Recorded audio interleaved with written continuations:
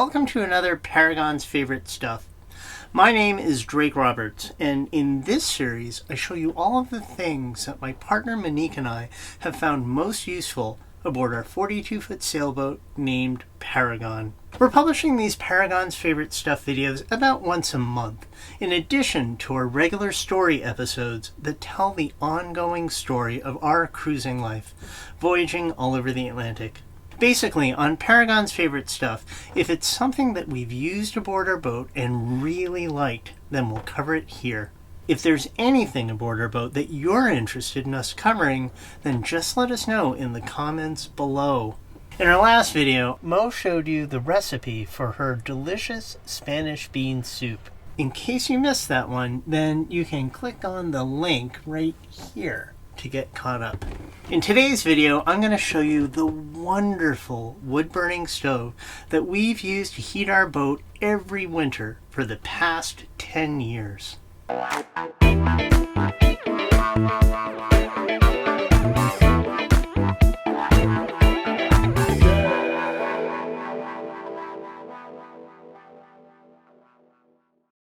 So this video is going to be all about our wood-burning stove, but first, I'd really like to give you some background. 27 years ago, I bought a 30-foot Hunter sailboat and immediately started living aboard in a marina in Boston. 2 months after I got the boat, winter came. It was one of the coldest winters on record in Boston. I was totally unprepared for it, and I almost froze to death. I got a little electric cube fan heater and I ran it on shore power. I also tried to insulate the interior of the boat with Reflectix, which is this thin bubble wrap insulation that comes covered on both sides with aluminum foil. Both of those things were practically useless. Even with the electric heater running all the time, it was unbearably cold, and all parts of the boat were either always soaking wet from condensation or were icy from that condensation freezing. I remember as the winter dragged on, I kept putting up more and more Reflectix inside the cabin, but I eventually covered 100% of the entire interior. Kind of made it look like a really bad sci-fi movie. It was so cold that I was used to seeing my breath coming out as a vapor cloud pretty much all the time. And then one night it was so cold that when I woke up in the morning, I found that the salt water in the head had frozen solid. Back then, I didn't know anything about boat heating or insulation or boat plumbing, and I'm really lucky that the head hoses didn't freeze and then crack and sink the boat. I ended up spending most of my time working at my office and only went back to the boat to sleep with a heated electric mattress pad. After I survived living aboard throughout that awful cold winter, I realized that I still loved living on a boat, and I still didn't want to go back to living on land. I knew that I needed to figure out cabin heating before the next winter came in order to make it viable. In the fall, I installed a top-of-the-line S-Bar D3 forced air diesel heater, and the hot air blowing out of that thing was amazing. It used quite a bit of diesel, but it kept the boat toasty warm and dry, no matter how cold it was outside. Until this one extremely cold night when it conked out. I really didn't think it was fair. I bought it brand new and ended up paying a marine professional over $1,000 to install it for me. I cleaned the glow plug filter just like the instructions said. I did everything that I could to get it to fire up again, but it would not start. With that S-Bar heater, if you try to start it too many times without success, then the electronics automatically lock you out, preventing you from trying to start it up again. From there, the only way you can get it to start up is by inputting these special unlock codes on these dip switches, and these unlock codes were only available to authorized professional service companies. So I had no other option than to uninstall the heater, pack it in a box, and ship it to the nearest S-Bar authorized service company in Rhode Island so they could get the unit working again. During that time, I had no other option than to go back to using that little cube heater.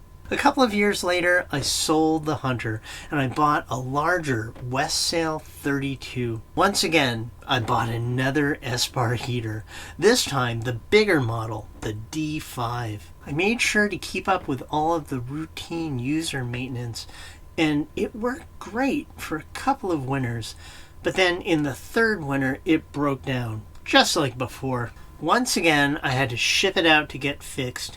And once again, I spent many cold winter nights waiting for the heater to be repaired. This really got me thinking, because my goal was to voyage all over the world. I thought, if the heater's inevitably going to break down in a way that's not user serviceable, then what's going to happen if I need to heat the boat in a place where I can't ship out the heater to get fixed? I think there are all kinds of fantastic ways to heat a boat. But for me, at that point, I think the most important thing became just reliability.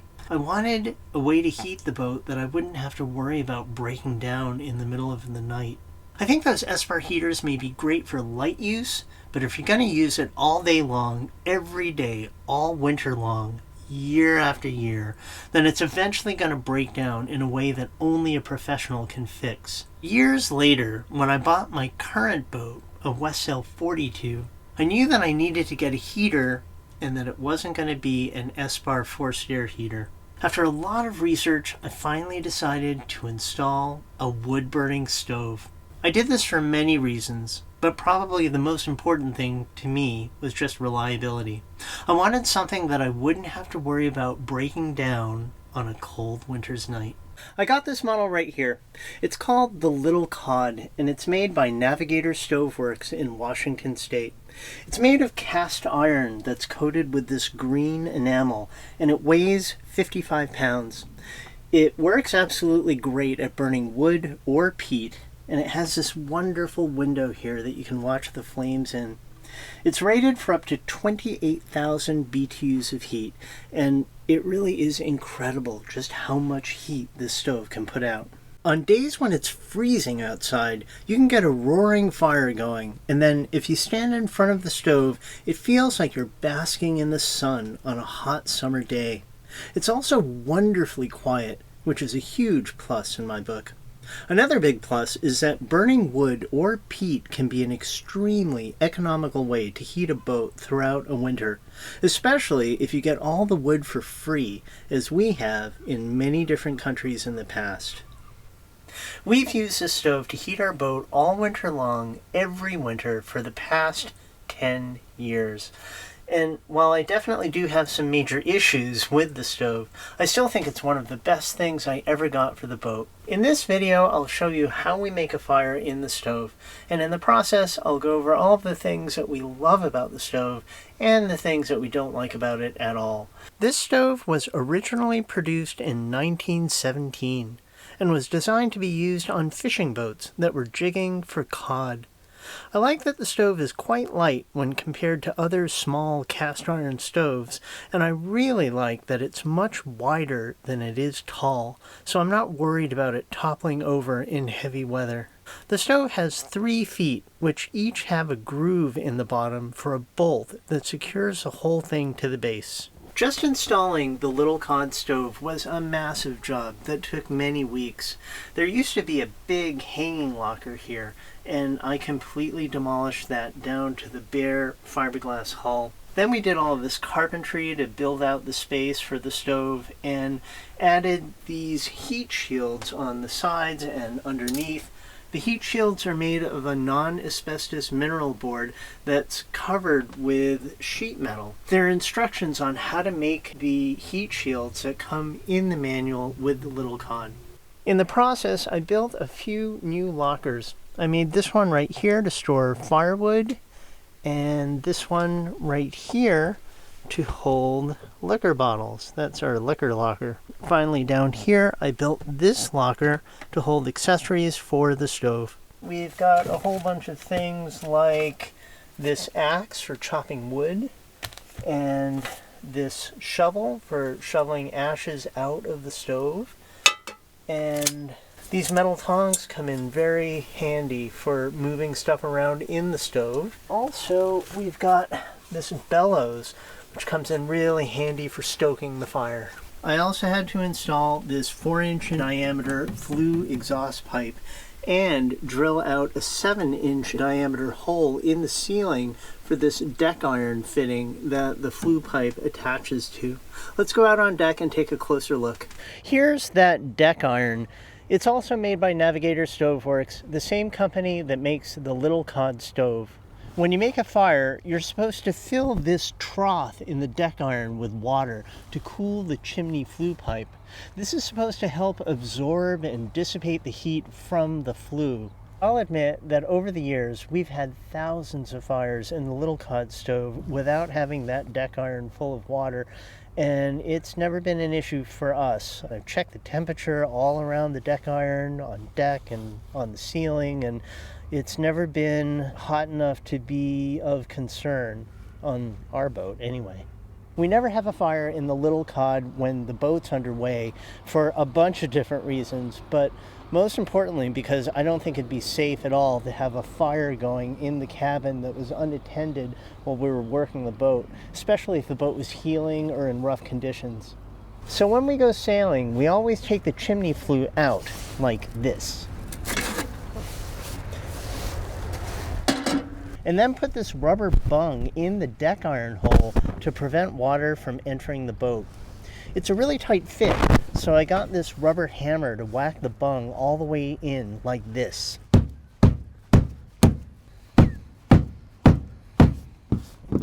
Now that is a completely waterproof seal. There's no way that water is going to go down the chimney and go into the boat when we get into rough weather offshore. Taking the bung out of the deck iron is a real pain in the butt. You can't just pull it out because it's such a tight fit. So what I often do is I get a knife and I push the knife down between the bung and the deck iron, and I use it to pry the bung out of the deck iron. It's a real pain in the butt. I just use that knife to coax it out just enough to the point where I can pull out the rest with my fingers. There we go. Navigator Stoveworks says that this bung is not suitable for use in hurricane conditions, but we've never had any problems with it in all of the heavy weather that we've encountered offshore. Honestly, it's hard to imagine how a wave could hit the deck and dislodge the bung from the deck iron. On top of the flue, there's this contraption called a chimney cowl, and the cowl is designed to prevent rain and air from going down the flue and into the stove. I'll show you more about this chimney cowl in a minute, but first I want to tell you about the one thing that I really don't like about the Little Cod stove.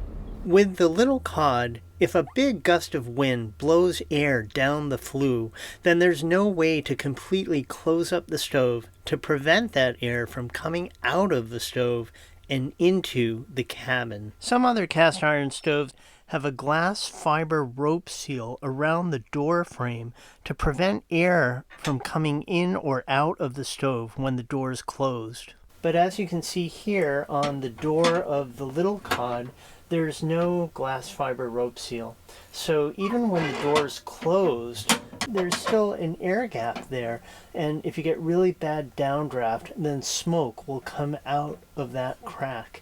It's the same deal with this airflow control right here. When you close it, if you get really bad downdraft, then smoke will come out of those cracks. When this happens, it can be really dangerous because you can have smoke, hot ashes, and fire blowing right out of the stove and into the cabin. There were a couple of times when we've had a big roaring fire going, and then the boat got hit by a big gust that blew tons of air down the flue, which blew smoke and hot ashes and fire right into the cabin. There was so much downdraft and so much smoke that was coming out into the cabin that I had to use this shovel to take everything out of the stove and put it into this pot and take it outside and dump it overboard. So that's my number one complaint about the Little Cod. if you get a big downdraft problem and lots of smoke coming into the cabin, then there's no way to seal the stove shut. Of course, this problem with the wind going down the flue isn't a constant problem. In our experience, it happens very, very rarely, and the possibility of it happening can be greatly reduced by having a really good chimney cowl. The chimney cowl sits on top of the chimney flue, and it's secured with a hose clamp, which I'll just undo here. The chimney cowl is designed to prevent everything from birds to rain to air from going down the flue. We've gone through several different chimney cowl designs with varying degrees of effectiveness at preventing air from going down the flue. At first, we tried the conical drum cowl sold by Navigator Stoveworks and found that it performed the worst. It kept the rain out, but did nothing to prevent wind from blowing right down the flue. Next, we tried this spinning cowl, which by design always spins in the wind. It was supposed to prevent downdraft, but on really windy days, it was a big disappointment as well. Then we tried an H-cowl, which was much better, but it still had some problems with preventing the wind from going down the flue on really windy days.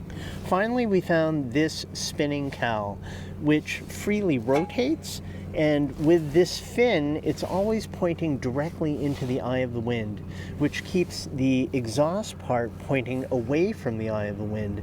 This does a magic job at preventing a gust of air from going down the flue and into the stove. We switched to this cowl at the beginning of this winter, and so far it has done an absolutely fantastic job. Definitely better than all of the other cowl designs that we've tried.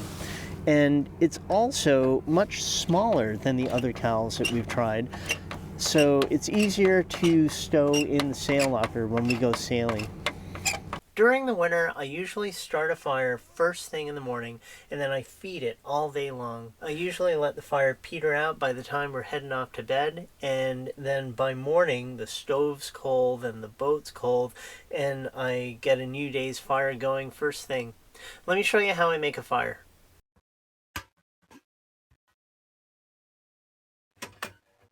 First, I use this shovel to shovel out all the ashes left over from the previous day's fire, and I put them in this metal can. It's important to put the ashes in a non-flammable metal container before you dispose of them, just in case there are any bits still hot enough to start a fire.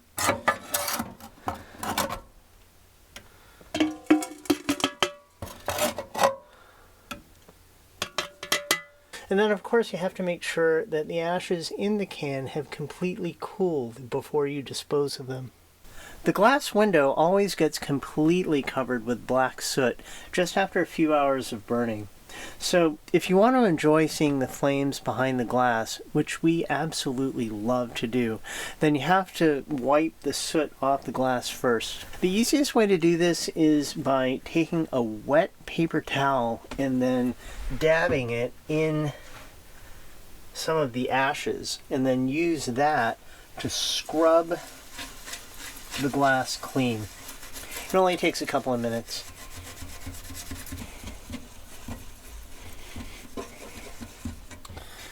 I'll take a fresh paper towel and the final wiping.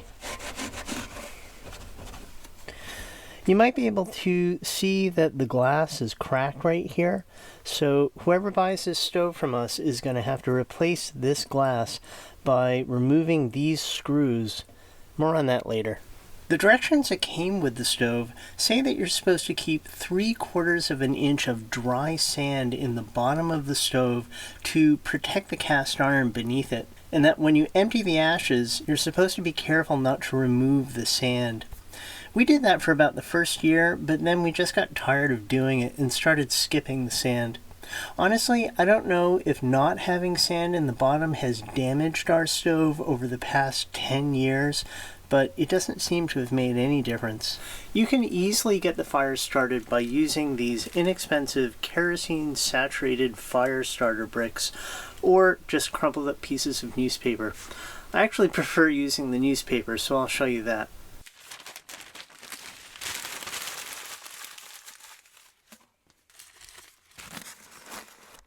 On top of our little layer of crumpled up newspaper, I'll put a bunch of these small pieces of wood that I actually chopped down from a larger piece of wood.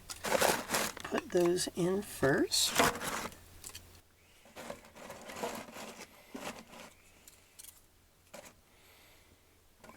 And then I'll put in one slightly larger piece of wood on top.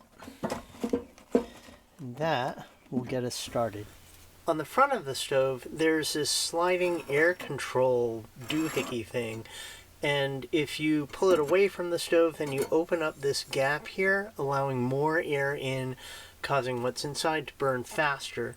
And if you push it towards the stove, then you close up that gap, letting less air in, so what's inside will burn slower. When we're first getting the fire started, I have it about halfway open. Also, on the Little Cod stove, it comes with this flue that has this damper control right here, which you can turn 90 degrees. When you have it in this position, the flue is wide open, and when you have it in this position, there's a little plate inside that restricts the airflow. When you're first starting the fire, you want to have it wide open. I just checked the current temperature outside and it's 34 degrees, so it's actually quite cold outside. If I put my hand in here right underneath the opening of the stovepipe flue, I can feel this really cold air just coming down the flue and into the stove. If we just start this fire right now, then the cold air coming down will initially send smoke into the cabin. But we can avoid that by heating up the air in the flue by lighting a little piece of newspaper and then letting it catch fire and then holding it directly underneath the opening to the flue. That heat gets into the flue and then it heats up all the air in the flue. Now that that's happened, I'm gonna light the rest of the newspaper and close the door.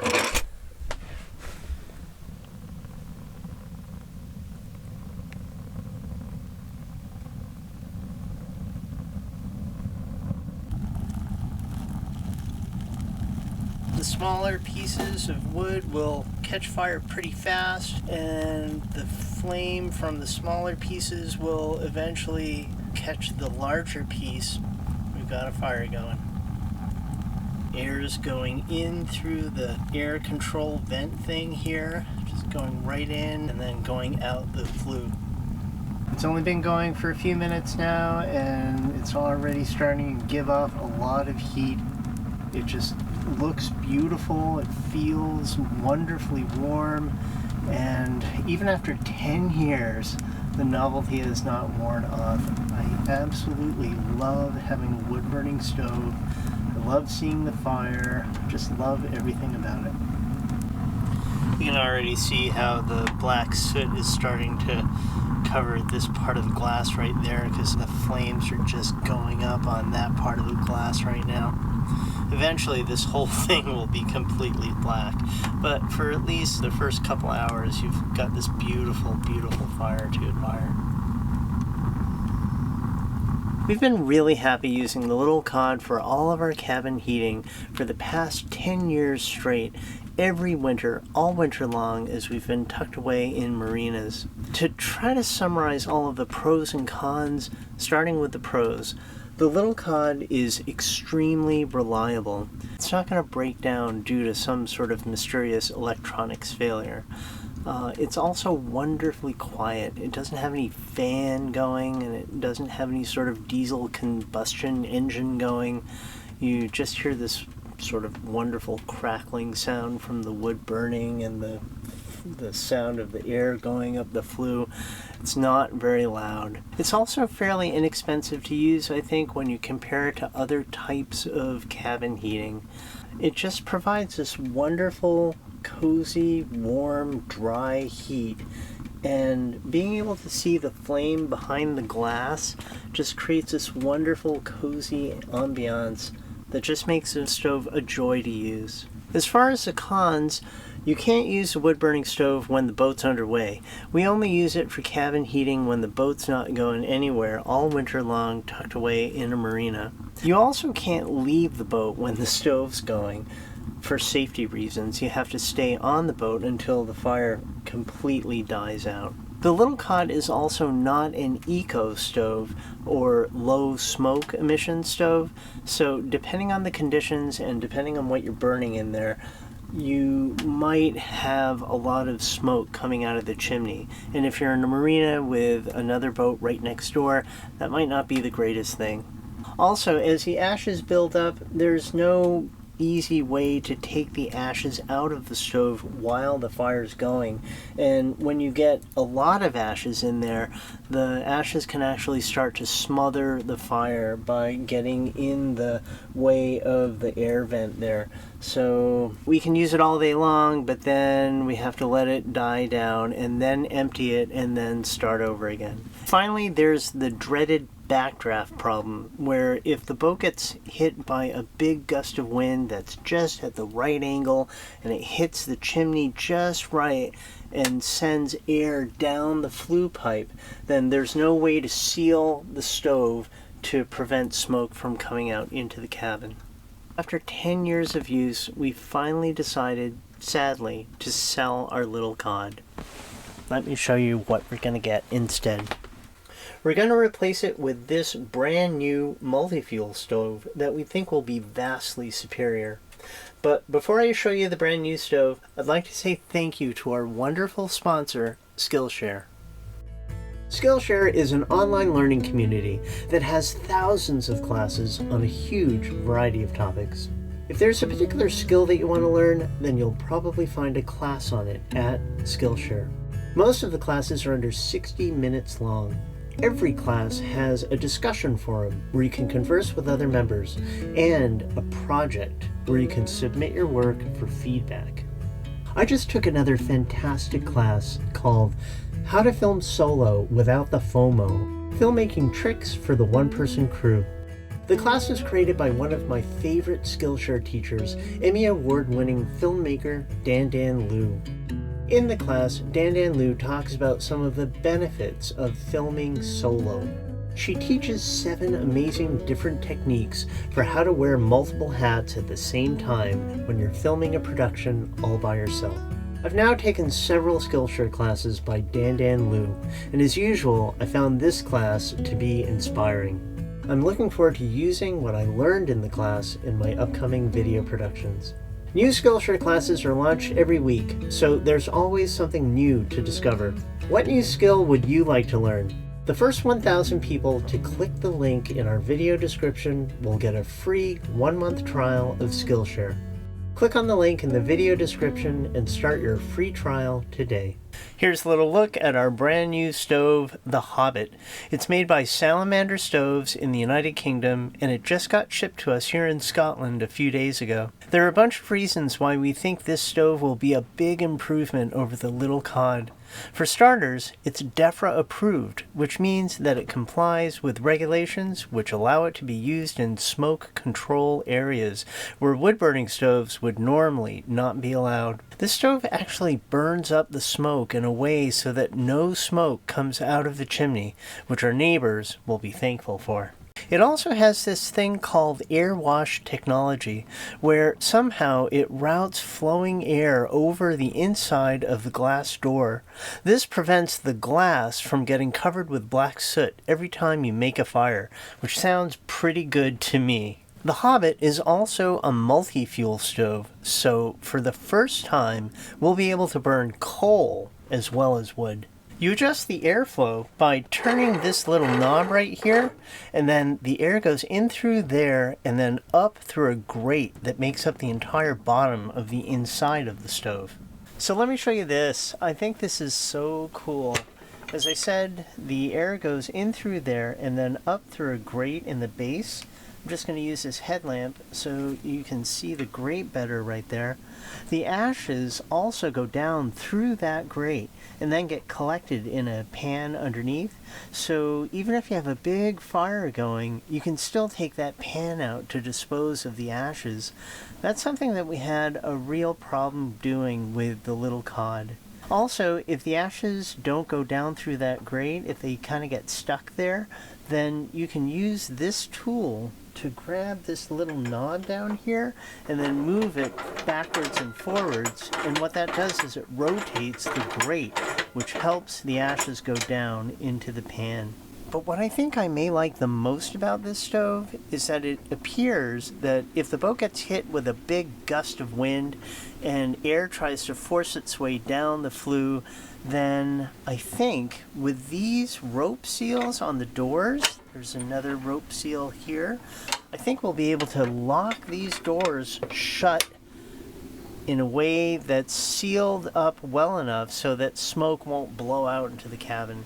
I'm looking forward to letting you know how it goes. We're going to install this stove in the next few days, and I look forward to making another video letting you know how it works for us. So stay tuned for that.